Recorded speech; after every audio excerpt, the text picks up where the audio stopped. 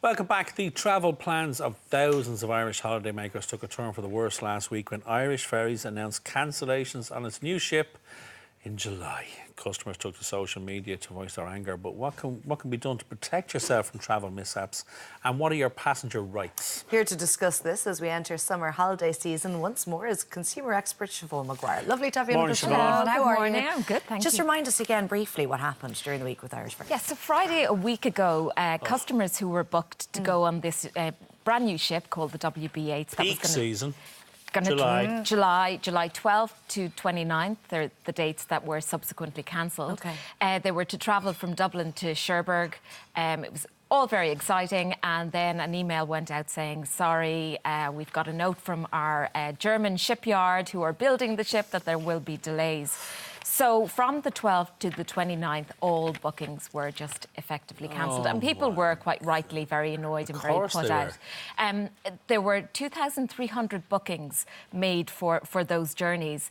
And it's estimated that between 5,000 and 10,000 customers would have been travelling. So were they compensated or were the bookings postponed? Well, they were. People over the last weekend took to social media to start giving out about the fact that they were being offered a €150 voucher, you know, and they were saying we weren't happy. Now, Irish Ferries came out on Monday and cleared that up and said, well, you know, there is a no-quibble refund with this in addition to the holiday voucher. Now, we have to say that a no-quibble refund is actually par for the course. There are really, really strict regulations that came into place in 2005 to protect the consumer.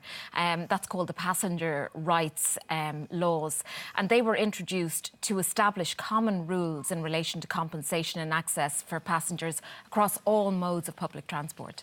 Can we move on to flight delays? Because a lot of people obviously would take a plane for their destination. So what are the rights there? And obviously you can expect your flight to be delayed, but if it goes beyond a certain amount of time, are you entitled to be compensated? Well, you're entitled to be compensated in the form of food and drinks and hotel accommodation if you end up having to stay overnight in the airport. Now, if the flight is cancelled, that's where we're talking about money. And in actual fact, it's estimated that up to €52 million goes unclaimed from Irish passengers every single year in compensation that could be got from airlines. So if your flight is cancelled on a short haul, which is a 1,500-kilometre trip, you are entitled to compensation from up to about €250, and that's if it's completely cancelled. And then if a cancellation applies to a long haul, you're talking from 600 upwards. So there is a lot of money. I mean, I know of scenarios years ago where I would have been stuck in an airport overnight and not realising what my actual consumer rights were. Just get on with it. And something else that actually only last week I'd experienced of, which is the overbooking thing. We were standing checking in, coming home last week, and just before they opened check-in, long queues, the lady behind the counter announced at the top of her voice, ladies and gentlemen, the flight is overbooked. We're looking for volunteers. We're going to offer X amount of euro plus hotel, plus bed and breakfast. Are there any volunteers? Now, I was standing there with 4 kids, the big family, and I'm thinking, what if we'd arrived late to the airport and went to check in and we're told, sorry, it's full?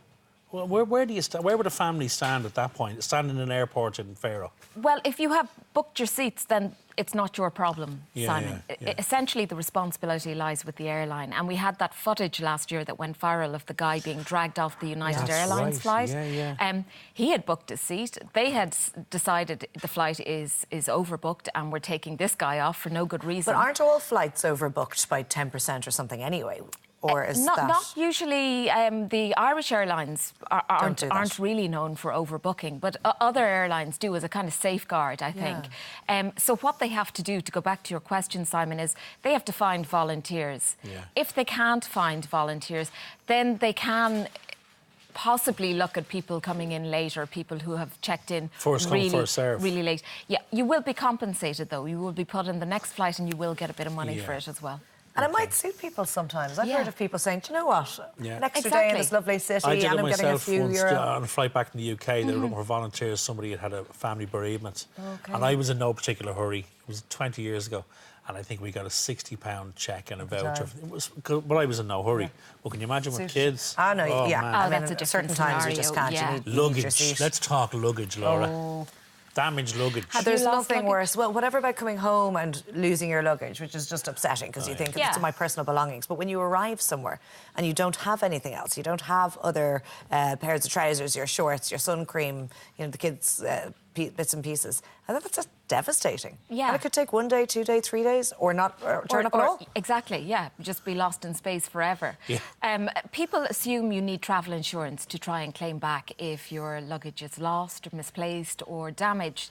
But there is a very nifty, catchy convention called the Montreal Convention that was introduced across, it's an agreement across 110 countries that basically looks at airport liability when it comes to luggage, whether that be damaged or lost. And that operates on a very convoluted and confusing SDR, which is special drawing rights. And these are calculated across 4 different currencies: euro, Holy dollar, moly. Japanese yen and pound sterling. What it means for us here, 1 SDR as of yesterday converted to €1.19. So there is an airline liability cap of 1,131 SDRs, which as of yesterday translated to 1,431 euros. So everything is treated on a case-by-case basis with the airline. But if they lose your luggage or if it's damaged, you are entitled to money. Full stop.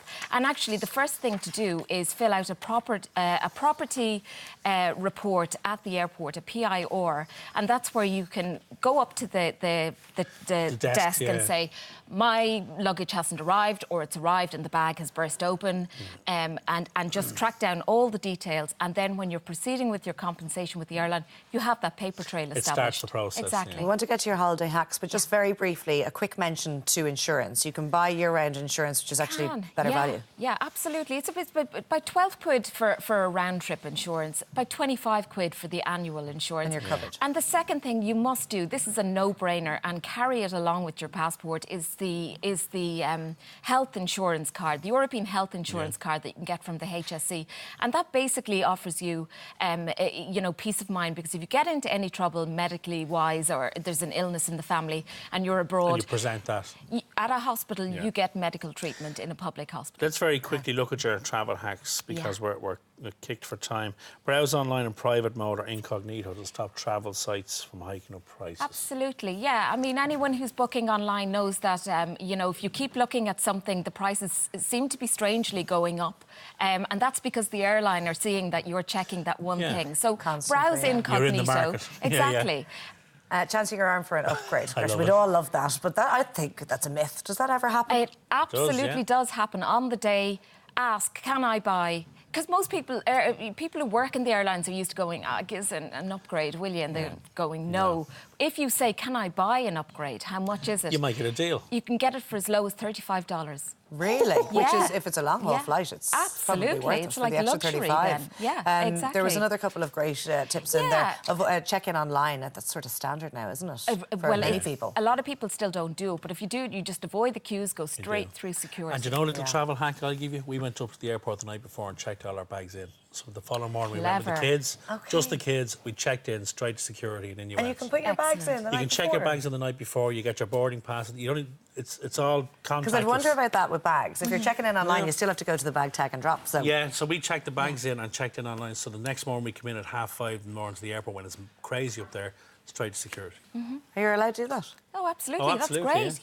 Yeah. And then allow for spontaneity. Still book that week off in August, but Exactly. book the week before and you will get a fantastic deal, last-minute deal. And roll, not fold. Roll, not fold. Roll, not fold. For more space in your luggage. Staying with fashion. Thank you, Siobhan. Thanks Thank so you. much. Lovely to have you in this morning, Siobhan. Up next, we're deciphering dress codes. Fashion is next. Oh.